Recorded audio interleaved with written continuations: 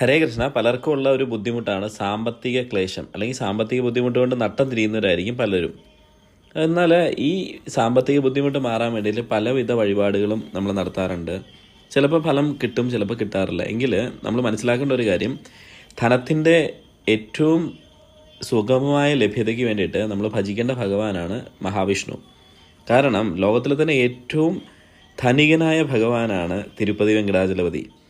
അത് മഹാവിഷ്ണു തന്നെയാണ്.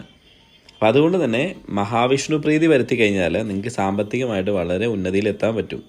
അതിനു വേണ്ടിയിട്ട് കൃഷ്ണക്ഷേത്രങ്ങളിൽ വിഷ്ണു തന്നെയാണ് ശ്രീകൃഷ്ണനും.